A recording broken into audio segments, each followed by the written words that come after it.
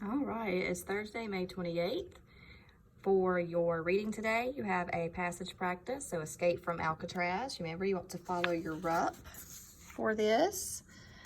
So, Escape from Alcatraz, it was a prison, and it's going to give you information about these three guys and how they escaped. So, it's quite a bit of reading. If you notice, it does have some pause and thinks, so make sure you're answering those just, in your head or out loud. And then you do have some questions to go with it, 4 questions. So make sure it does say text evidence, so you want to go back and underline where you found your answers. So that is Escape from Alcatraz. For your math, you have equivalent fraction with number line. So you will need your note sheet, which looks like this for today. This also has a backside, but you will do that tomorrow. So let's focus on our notes today. So we've got equivalent fractions on a number line. So we're going to learn how to use a number line to show if 2 fractions are equivalent, if they are equal. So if you remember earlier this week, we worked on picture models. So this one is showing 4/8 is the same as 2/4, and they're both half. So it's just saying 4/8 is the same as half, 2/4 is the same as half, and that they're equal. So we can also show fractions are equivalent if they are on a number line. So when they line up directly on the same point of the number line, they are equal. Excuse me. So it says use the number line to find an equivalent fraction. So which 2 fractions do you see that line up on that number line? So if you can notice, you've got 1/2 and 2/4 are directly on this point.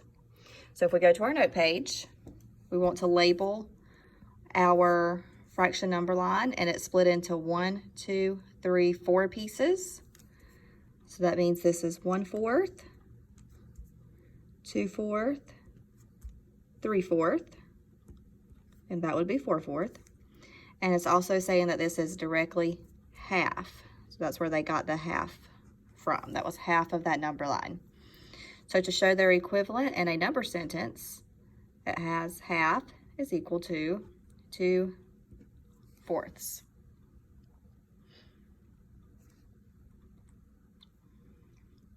Okay, before I show you this next picture, let's practice labeling our number line. So we need to figure out what our denominator is going to be first, so we count the spaces in between. So we've got 1, 2, 3, 4, 5, 6. So that means our denominator, our bottom number, is 6, because number line's broken into 6 pieces. And if this is 0, then we just start with 1, 2, 3, 4, 5, and then that would be your 6/6. So here's where it gets tricky, and we're really supporting you guys, is your thirds and your sixes kind of line up on the number line together. So it's saying if you take away all these lines, if you were going to label your thirds, it would be 1/3 and 2/3 here. So that's where they're getting those numbers. So go ahead and label that on that number line. And then we're going to see which fractions line up. It says write an equivalent fraction. Well, there's 2 equivalent fractions, so you can write either one you wish. So 1/3 is equal to 2/6, or you could put 2/3 is equal to 4/6. Either one is correct. I'm just going to be a little different. I'm going to go with 2/3. So again, they are lining up directly on the number line in the same position. That's how we know they're equivalent. All right, let's label this number line. Let's count our pieces. We've got 1, 2, 3, 4, 5, 6, 7, 8 pieces. So our denominator is 8.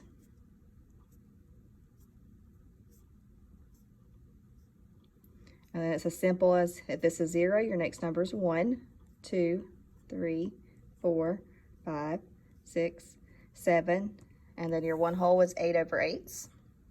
So now where you're needing support is how to label your top number. So let me show you what they have done.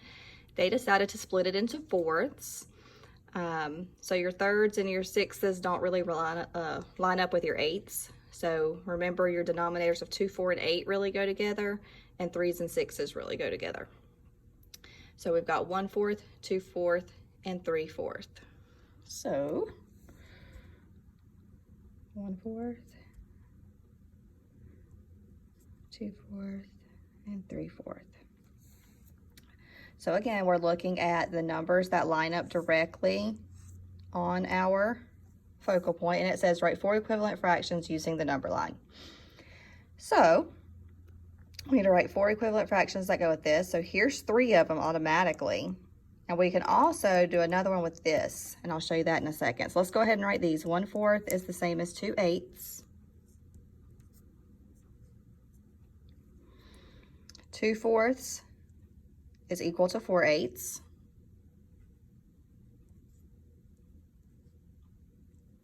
And 3/4 is equal to 6/8. And I wanted to come back to this middle section because we also know if you look all the way up this number line, these are all equivalent fractions. So we can also say like 4/8 is the same as half. So I think let's go with that one. 1/2 is the same as 4/8. Another way to really get your, to understand your halves is looking at your top and bottom number. 2 is half of 4, 4 is half of 8, 1 is half of 2. So that's kind of how you know they're halves. All right, if we're looking up here, it kind of takes it a little differently here. It tells us the number line is divided into thirds. So we can go ahead and write that this would be 1/3 and 2/3, because our problem does tell us that. But it says, how could you use the number line to show 1/3 is the same as blank sixth? So that means we need to come and break this into 6 pieces now. So it's already into 3. Now I can just draw a line here, here, and here.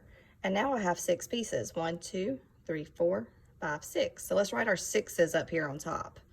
So we've got 1/6, 2/6, 3/6, 4/6, and 5/6. So which is equivalent to 1/3? If you said 2/6, then you are correct. The next one says the number line is divided into 2 parts. How could you use the number line to show 1/2 is the same as 2/4? So let's go ahead and write our half. It tells us that's what that little dot is. Now we just need to split our line into 4ths. So we can do that with 2 easy stroke marks here, or hash marks. And we can label our fourths now. 0/4, 1/4, 2/4, 3/4, and of course that would be 4/4. So 1/2 is equal to how many fourths? If you said 2, you are correct. So don't worry if you don't understand this yet. You will get way more of it next year. We just kind of wanted to introduce it to you. Just so you can kind of be like, oh, I kind of remember that when you get to 4th grade next year. So once you can really label your number lines on your own and understand like your 3s and your 6s go together, your denominators, and 2, 4, 8s, then this will come with time. It'll be very easy for you. All right, the last thing today is your Social Studies Weekly. You are reading Urban Tourism and the Rise of Agritourism. And of course your Prodigy board, or you could do a virtual field trip, any of your choice boards. All right, guys.